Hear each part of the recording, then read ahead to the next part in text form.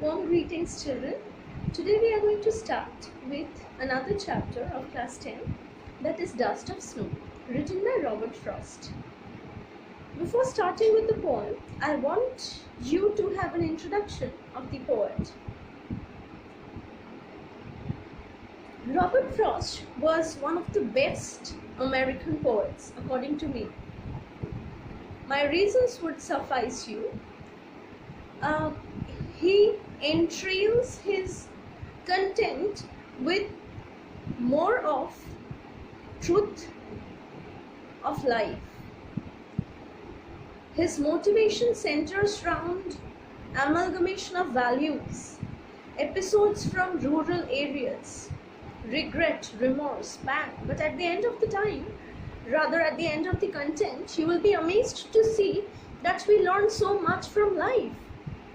We learn so much that we forget to strain it back to us, keep it back to us, gate it to us, leaving behind whatever has happened. Just like Dust of Snow would tell us.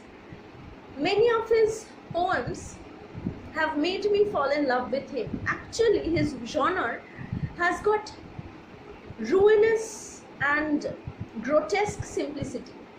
The simplification even has got complex narration of society, philosophy, and ideologies. So, returning back to Dust of Snow, as few of his other poems also tells, that he regrets of certain episodes that might have taken place in his life that forces him to own a suicidal thought, conviction that smothers him to death. And when that smother comes, every poem has got that smothered stanza, just like Dust of Snow starts with that smother, that choke, and the realization is the end, just like the other poems like The Road Not Taken. He is diverged in the two decisions, and he chooses one which is less walked, less chosen. And then again, miles to go before I sleep, miles to go before I sleep. You know, such intentions of him culminate us to the very truth of life, that acquaints us to him that he is another us. Or perhaps he has seen everybody's life concentrating his episodes to that of people, to that of the readers, to that of his admirers like me. So anyways, once again coming back to Dust of Snow, let me summarize the story within this poem. The story is, there's this narrator. The narrator moves on, goes on walking as if the scenery is withered because it is so white around because of the snowfall, of course. And he is in a suicidal mind, as usual. All his poems have that reference, most of his poems rather, have this reference of regret, rude, as this poem has the word rude. I'll come to it later. However, so while he was on his way of the commitment of the culmination, the death within him, he passes by a hemlock tree. While he passes by a hemlock tree, that precise moment is stopped by a dust of snow that falls on him. It is just said that it falls on him. It might fall on him or on his shoulder, maybe on his head. However, it falls on him. And how does it fall on him? The flapping of the wings of a crow. So we have already got two symbols. I'll come to the symbolical references. Let me first summarize the story within this poem. And then he feels a blissful usher, and he comes to the lane of realization that brings in him the approval of healing, as if the fall of the dust of snow, the pure dust of snow, the pure white dust of snow, again symbolical, purifies, purges his soul, and he decides a different episode for the rest of his life.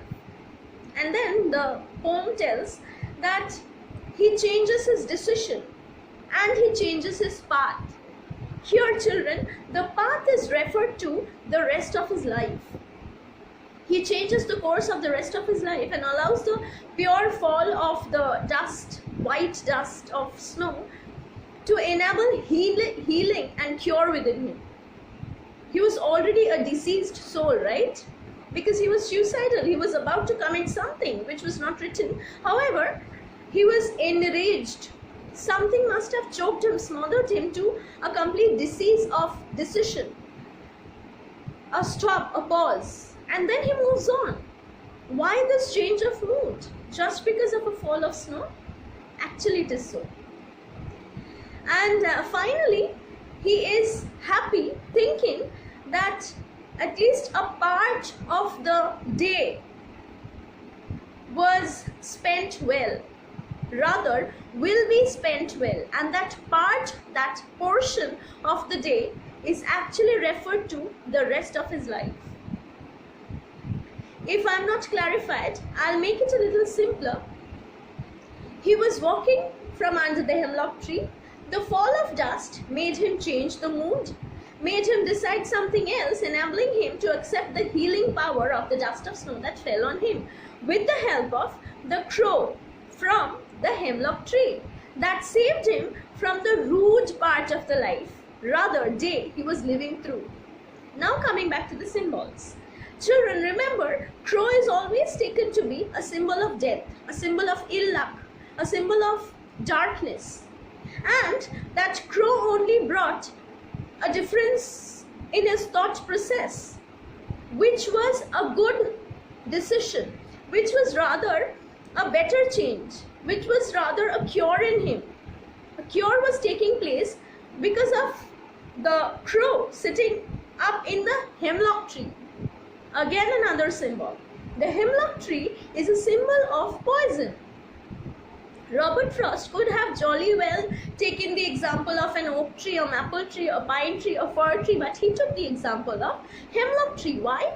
He wanted to bring in the change of belief. He always brings in this taste of wisdom within, this accumulation of knowledge from decay to reliving, from decomposition to freshness. Isn't it amazing? How can that happen? It's happening within. It's happening because we decide things to happen. Because we have got such a wonderful poet like Robert Frost, maybe a philosopher in my eyes. However, so the other symbol that takes place here, rather that is written by him, is the dust of snow. The snow is an example of pure whiteness, but also it brings in a wither to the plant it falls on, right? Isn't it a contrast? There is another contrast, children. The word R-U-E-D, rude, actually means to own regret, remorse, pang, melancholy within yourself. But R-U-E, rue, is also a medicinal plant. So isn't it a contrast to the poisonous plant, rather the poisonous tree, hemlock tree, to that of the rue medicinal plant? So he brings in, as I was telling you just now, in stanzas, he puts in remorse, and in the very next stanza, he brings in a solution. Isn't that life? He proclaims life in few of his magical words, few of his conviction that brings in an amazement of realization within us. He always sticks to wisdom. He always sticks to straining the knowledge settled within the debris of our heart. We learn a lot, but we tend to forget more. And what do we keep back is what is left in the account of our bank. The best thing, the beneficial thing.